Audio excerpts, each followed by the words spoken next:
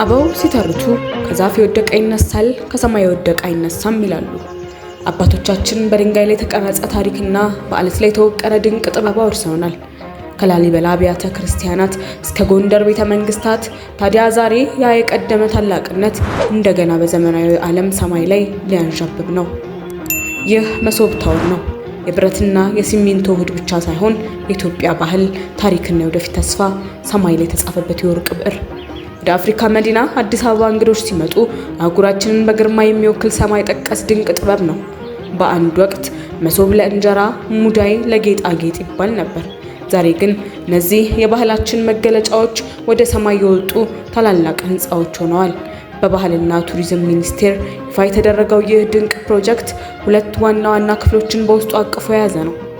የመጀመሪያው በባህላዊ የመሶብ ቅርጽ የሚሰራ ባለ 70 ወለል ግዙፍ ህንፃ ሲሆን፣ ሁለተኛው ደግሞ በመሶብ አጠገብ በሙዳይ ምስል የሚገነባ ባለ 20 ወለል ውብ ህንፃ ነው። ህንፃው 290 ሜትር ቁመትና 90 ሜትር ስፋት የሚኖረው ሲሆን ይህም አሁን በሀገራችን ረጅሙ ህንፃ ከሆነው ኢትዮጵያ ንግድ ባንክ ህንፃ በ81 ሜትር ይበልጣል ማለት ነው። ባለ 70 ወለሉ ህንፃ ለዓለም አቀፍ ንግድና ቢሮዎች የሚውል ሲሆን ባለ 20 ወለሉ ደግሞ ባለ 5 ኮከብ ደረጃ ያለው ሆቴል፣ የቱሪዝም ማሰልጠኛና የልዕቀት ማዕከል ሆኖ በመያዝ ከ20 ሺህ በላይ ለሚሆኑ ዜጎች የስራ ዕድል ይፈጥራል። ድር ቢያብር አንበሳ ያስራል እንደሚባለው የዚህ ፕሮጀክት ግንባታ ወጪ ከ40 እስከ 49 በመቶ ከውጭ ሀገራት በሽርክና እንዲሁም እስከ 51 በመቶ በሀገር ውስጥ ባለሀብቶች ተሳትፎ የሚሸፈን ነው። በ2013 ዓ.ም ለመጀመሪያ ታቅዶ የነበረው ይህ ሜጋ ፕሮጀክት በተለያዩ ሰው ሰራሽና ተፈጥሯዊ ምክንያቶች ቢዘገይም አሁን ግን በአጭር ጊዜ ውስጥ ወደ ተግባር ለመግባት ዝግጅቱ ተጠናቋል።